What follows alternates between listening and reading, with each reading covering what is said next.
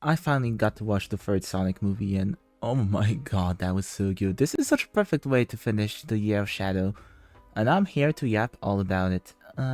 Quick heads up, I will first do a quick spoiler-free review. Some people might not have watched it yet. And then we'll just tackle everything that I loved and the things that I liked a little less. So let's go, spoiler-free review. This is such a good movie. Sonic Movie 1 was good enough. I didn't really like it, I didn't really hate it, it just kind of happened. See, the thing is, it was a buddy cop movie featuring Sonic the Hedgehog and not much else. This isn't exactly what I signed up for. Sonic Movie 2, definitely better, definitely has some pacing issues, that wedding scene is dreadful, but there was a lot of good elements, and they made some clever adaptation of Sonic lore. Sonic Movie 3, lovely, amazing, not perfect though. The pacing in particular is funny to compare. Sonic Movie 1 was just... I mean, I don't think it had pacing issues per se, it just wasn't fun to me. Sonic Movie 2 was on and off of its pacing, and I thought that was a bit dreadful sometimes. Sonic Movie 3 is better, but it's also too fast sometimes. Yeah, the movie knows what it wants to go through, and it goes through a little bit too fast. Now, if you can outpass even me, someone that's a seasoned Sonic veteran, I'm really wondering about other adults that don't know as much about Sonic.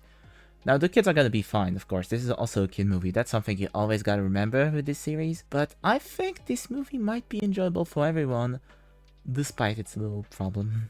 That not being said, I think the pacing is really the only major issue of Sonic 3. I say only major issue, it's the biggest issue, really. The only one that's, like, big enough to be noted. Other than that, damn, they did such a good job. I wasn't sold on the movie variations of all of these characters we know and love ever since I was born, really. But they really managed to make a continuity with those themes of family, or found family specifically, to bond them together despite their different backgrounds, in a way that matters, in a way that feels natural, and to present something, an opponent, that's meaningful to that. That's meaningful to all of these, both in Shadow and in Gerald Robotnik. The action scenes are good. They are very, very good. There are plenty, but they're also well used. It's not always an action movie. It's also a comedy. Pretty much exactly how Sonic 2 was kind of the same. The comedy landed better here, I would say. Movie 1, it did not land at all. Movie 2, it was mostly Knuckles-centered comedy that got to me. And movie 3, it was still absurd, and sometimes it did get my ass rolling a little bit, but it managed to keep things pretty clean. Other than that, what else can I tell you without spoiling you? Movie 4 is gonna be exciting. With what we know, there's 2 post-credit scenes, right? And yeah, I think you're gonna be excited for these if you haven't watched it yet. I think that's pretty much it for the non-spoil version. There's only so much I can tell you without actually going into detail, so from now on, I'm gonna spoil you. Be careful, I'm gonna do it. In 3, 2, 1. Jesus Christ, this movie is so fun. Whoa, whoa, whoa, whoa. Oh my, there was... Okay, so I'm gonna try to keep this structured. I don't have a script. Usually I get all over the place with a script, and right now I don't have one, so you're gonna have to bear with me a little bit. Talk about a good video game adaptation. I'm really a fan on how they've changed things up for the movie. It's mostly trimming some things about Shadow and his background. There's no Space Colony arc. There's no Bio-Lizard. There's no kind of things. And honestly, if you've watched that movie, and I'm assuming you've watched that movie in this discussion, maybe it was a little bit jarring if you've been a fan of Sonic. But to me, it felt more natural for this version of Shadow, for this version of the... Oh, the Shadow version of the movie is really interesting because of Gerald, right? Gerald is the moving force of the antagonists, the different antagonists, which is Eggman himself and Shadow.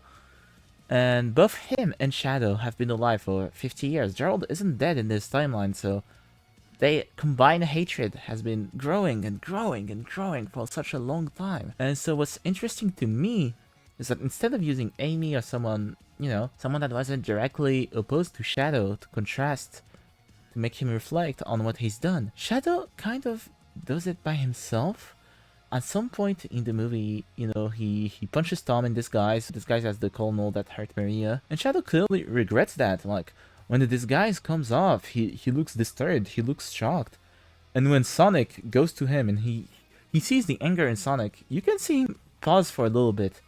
He's thinking about it, and even if he does go like, I did what I had to, and goes and fucks off, you know? He clearly did not feel okay with inflicting the same kind of pain on someone else that he suffered for such a long time, and I think that's such a good version of Shadow. He goes to ask Gerald about this, too. I think it's when they're in the Clips cannon, and, well, Gerald shuts him off, and, you know, that's the end of that. For now. And it's only when Sonic pulls up very, very angry, and that's also something that's so cool I'll get to later. They conflict. Shadow is clearly like, oh, so you got one taste of what I had before, and this is how angry you are. I've been having this hatred inside of me for 50 years, and they duke it out in such a cool scene. You saw it. Super Sonic versus Super Shadow is... It's so basic, and I think we got this in Sonic X, maybe in the Archie comics, I don't know, I'm not familiar with them. God, seeing this on the big screen, that was different, that hit different. And when Shadow brings up Tom, he gets his ass so rocked in one shot, gets beat, and Sonic is about to off him here and there, and when he doesn't, Shadow just doesn't get it. And I think that's really interesting. I'm gonna steal an expression that my Brazilian best friend taught me. His only mistake was loving too much. I think it's really a good summary of both in-game Shadow and movie Shadow. He's someone that genuinely feels love in such a big way. It's been... His love to Maria is such a big part of who he is that when it's taken away from him, having such a love-driven person become angry and revengeful is incredibly dangerous. They're probably the most dangerous people out there. It's also really interesting that using Sonic to conflict against Shadow in that notion and to kind of convince him to go back on his evil ways is because, like, even if they were both, when they fought, the same kind of person, like very revenge-driven, Sonic still had something to lose. He still had a family to disappoint, a family to potentially lose over his actions, his choices, which is a big part of the movie, the choices. Shadow did not. They still managed to bond over it. Because even if he almost had nothing left, it's not too late to make the right choice. But I found that juxtaposition really interesting. Speaking of, the family dynamic of Team Sonic is such a good take on the characters. It's so refreshing because you get this big brotherhood vibe, where Tails is the little kid brother, the little baby boy, still the brains. Sonic is the middle child, so he's impatient, he's got a lot to prove, he's kind of showing off. And Knuckles, well, he asserts his rights as the elder brother, you know. He's gonna call, oh no, it's Team Knuckles. He's gonna try and convince Sonic even forcefully. But there's this kind of love and respect between them that we don't really see, at least with Knuckles and Sonic and Knuckles and Tails in the main line.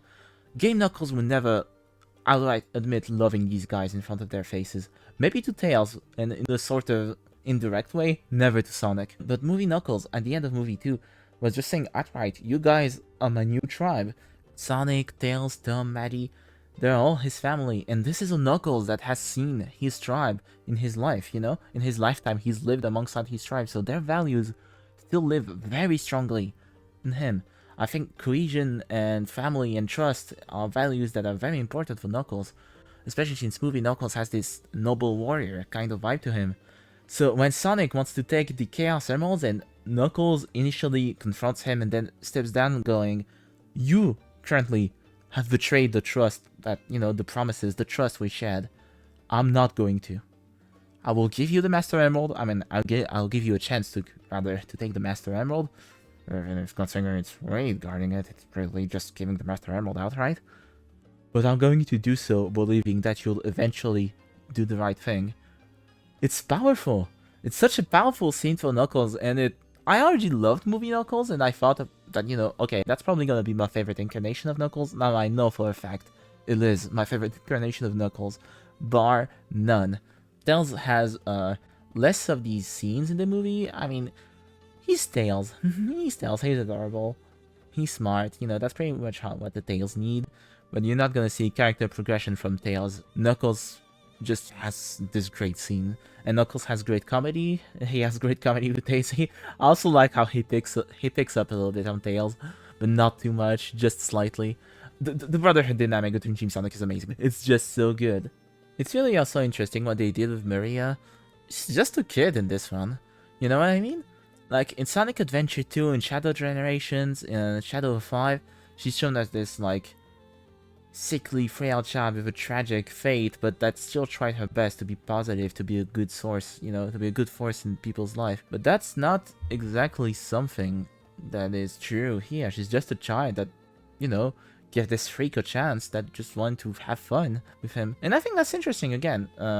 Very good decisions to adapt Sonic Adventure 2 into the movie format, in my opinion. What else? The Eggman and Gerald relationship can be a little bit overbearing at times, but I thought they used both as good as they could have. Jim Carrey Eggman puzzles me a little bit. I don't know if I love it. I like it. I think it's relevant. I think it's a good incarnation of Eggman, you know? Definitely lines up on the goofy side a bit more than on the threatening side, but he has his moments. Gerald, though, oh, Gerald. Gerald is...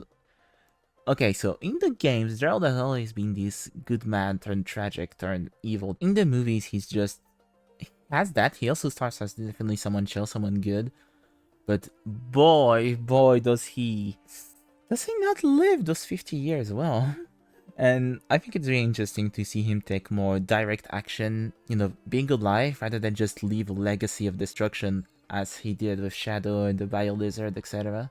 He's also very manipulative, very much a gaslighter, and it reminded me of that scene in Shadow Generations where Shadow can barely look him in the eyes when he first meets him. I don't know if you noticed it, but like in Shadow Generations, the first time he meets the professor, he just has this very disturbed look on his face and he awkwardly takes a step back. And he didn't do that with Maria, it's specifically with Gerald. And when you know everything he's done, it makes sense, right? But I don't know. I just thought seeing Shadow and the Professor hang out, quote-unquote, work together more for this revenge plot makes sense, especially as Shadow started to second-guess himself. I talked a little bit about the Super Sonic vs Super Shadow fight, but like, I can't talk about it enough. This is everything. I'm sorry, I just really like this movie. I just really love everything that was shown. Some music appears, I've heard some little bit of Sonic music here and there. Live and Learn is the leitmotif of Shadow, which I think is fascinating. The Char Garden bit, you know. I didn't expect the Chow to ever make an appearance, like, for real in this movie. I know it's Sonic Adventure 2, it's an iconic part of Adventure 2. I'm fine with what they did, it's funny, it's still used. The Detective Pikachu joke is concerning, if we were to play it straight and be like, oh, that means Detective Pikachu is canon. That's not the case, but I'm going to pretend to.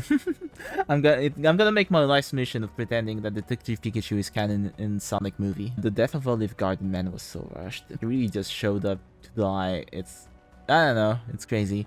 It's definitely one of those parts that like, I'm fine with human intervention being a little bit limited, but that and the infiltration are both rushed, I think, to get to the good stuff, which, again, I would prefer that to Sonic Movie 2 Wedding a lot, but maybe could have been done a bit better, you know? Just because it's better than bad, just because it's good, doesn't mean we can strive for great, in my humble opinion. So, yeah, plenty of things I love. I can't even... I need to watch it again. I need to watch it again to be able to list everything I love, because there's just so much things to love. There's just so much things to love. They really adapted things so well to the movieverse, and the movieverse keeps being a good Sonic... It's not what I want to say, a good Sonic universe, right? That's what I want to say. It's like such a good version of these characters, these places, these concepts. I'm in love with that. And that's why I'm also looking forward to what they're gonna do with Sonic Movie 4, which seems to be Sonic CD Core with Amy and Metal Sonics. So when I saw a Super Sonic being driven by Revenge, first I was like, what the fuck? Second I was like, oh my god, it's kind of like having an angry, evil Super Sonic. Reminds me of Fleetway. And then I see a bunch of Metal Sonics. I'm like, that's Smith, you cannot lie to me. There's some Fleetway inspiration. I don't know if Fleetway Sonic is that appreciated. I think some concepts are appreciated. I don't know about the whole thing. I've put off reading Fleetway because I have some trouble with their interpretation of Sonic. From what I'm seeing, their version of Sonic is a bit too much for me. I'm not saying it's not a good Sonic. I'm not saying it's not what Sonic can be. There's been that debate with Prime and stuff, right? Where they're like, oh no, Sonic would never X, Sonic would never Y. That's stupid. But however, yeah, I'll say, just like I didn't like Prime Sonic, I think I really would hate Sonic, like, way more than any other incarnation of Sonic ever.